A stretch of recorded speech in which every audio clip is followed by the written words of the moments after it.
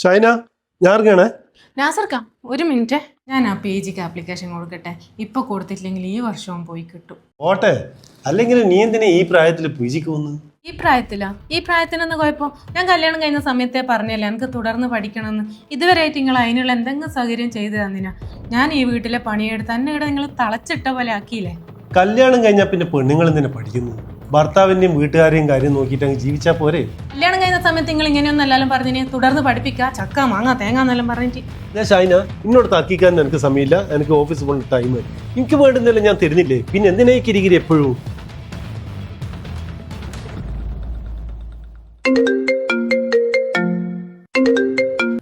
Hello ഉമ്മ. ഞാനും അതിലേ വരുന്നുണ്ട് മോളെ.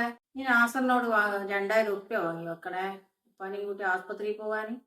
ഞാൻ ചോദിച്ചു നോക്കാം ഉമ്മ, നാസർക്ക് പൈസ തരുമോന്നറിയില്ല. ഞാൻ നന്നായി പഠിക്കുന്ന കുട്ടിയല്ലേനാ. ആ PG കംപ്ലീറ്റ് ആക്കി ഒരു ജോലി കിട്ടിയിട്ട് മതി കല്യാണം എന്നിട്ട് നിങ്ങളാരും കേട്ടിട്ടല്ലോ.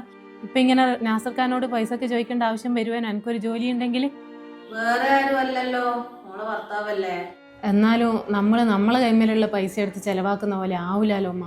നീ കമ്പ്യൂട്ടറെല്ലാം പഠിച്ചതല്ലേ, അത് വെച്ച് എനിക്ക് എവിടെയെങ്കിലും ജോലിക്കാൻ കാറ്റാൻ ശ്രമിക്കറാ. ശരി ഉമ്മ, നോക്കട്ടെ, ഞാൻ ചോദിച്ചിട്ട് വാങ്ങി വെക്കാം.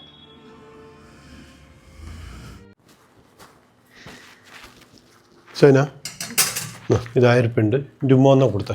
ഇതെന്നാ 1000 ഉള്ളൂ? ഇത് മതിയാവുക ഡോക്ടർ ഫീസിന് ഒരു മാസത്തെ മരുന്നിനെല്ലാം കൂടിയിട്ട്?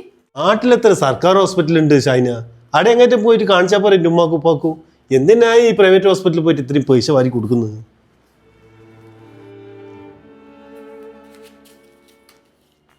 ഷൈന, എനിക്ക് കൊണ്ടുപോകാനുള്ള ടിഫിൻ എടുത്തു വെച്ചിരുന്നു. നാസർക്കാ, നാളെയല്ലേ തായറാൻ്റെ മോളെ മംഗലം. എൻ്റെ ഈ ചെരുപ്പ് പൊട്ടാനായി. നിങ്ങൾ വരുമ്പോൾ നമുക്കൊരു പുതിയ ചെരുപ്പ് കൊണ്ടുവരുവാ. അത് ഞാൻ തുന്നി കൊണ്ടുവന്ന് തരാം, ഞാൻ പോമിങ് വന്നത്. ഇത് പോയിന് നാസർക്ക, ഇത് കുറെ കാലായില്ലേ. അത് തുന്നിയാലേ നീ എത്ര കാലം ഉപയോഗിക്കാന്നറിയോ? കഷ്ടം, ഭാര്യമാരായാലും ഞാൻ ജീവിതകാലം മുഴുവൻ യാചിച്ച് ജീവിക്കുന്നു. അല്ല ഷൈന, നീ ഇതെങ്ങോട്ട് പോകുന്നു?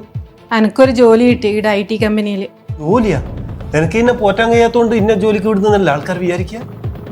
നാട്ടുകാരൊന്നും പറയില്ല, ഞാനിത് കഷ്ടപ്പെട്ട് പഠിച്ചുണ്ടാക്കിയ ജോലിയാണ്. ഇതിലൊരഭിമാനം കുറവും നിങ്ങൾ വിചാരിക്കണ്ട. ജീവിതകാലം മുഴുവൻ ഞാനിങ്ങനെ പൈസക്ക് നിങ്ങളെ മുന്നിൽ കൈ നീട്ടുമെന്ന് വിചാരിച്ചേ.